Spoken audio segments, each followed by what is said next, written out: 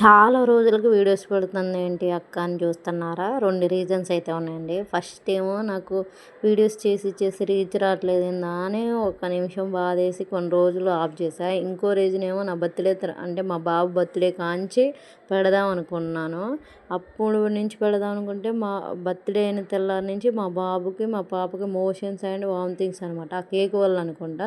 మా బావ నన్ను అప్పటికి నువ్వే చెయ్యి అని చెప్పిండు కానీ ఇక నేను చేయలేను పిల్లలకి కదా తీసుకొని రా అని చెప్పా. దానివల్ల ఎంత నష్టపోయామంటే మేము అసలు బయట కొనొద్దండి కేక్స్. మనమే చేసుకుంటే చాలా బెస్ట్ అది.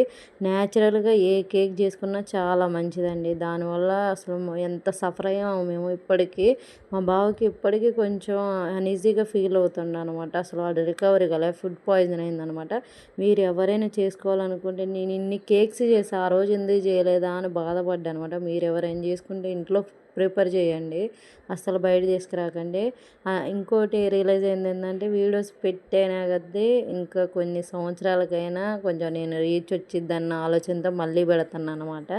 మొన్న మా బాబు మా ఆయన బయటికెళ్ళి మొక్కజొన్నలు తెచ్చారనమాట. ఇవి తెస్తే ఇంట్లో ఉన్నాయి కానీ నేను మొక్కజొన్న బూరెల్లాగా చేద్దాం వీటిని బెల్లం వేసి కొంచెం ఏం లేదండి అవన్నీ గిల్లుకొని కొంచెం బెల్లం వేసి మిక్సీ పట్టి వాటిని ఆయిల్లో ఫ్రై చేసుకోవడమే. చాలా బాగుంటాయి, తియ్యగా చాలా బాగుంటాయి. పిల్లలకి కనుక ఇలా పెడితే హెల్తీగా ఉంటారనమాట. వాడికి ఉడకబెట్టిస్తే అస్సలు తినలేదు. ఇలా అయితే చాలా తిన్నాడు. ఎంత బాగున్నాయో.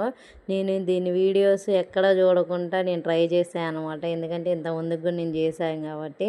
మా అమ్మ కూడా చిన్నప్పుడు బాగా చేసి పెట్టేది. ఈ వీడియో కనుక నచ్చితే లైక్ సబ్స్క్రైబ్ చేయండి. మంచి వీడియోస్తో కలుస్తా. బాయ్ అండి.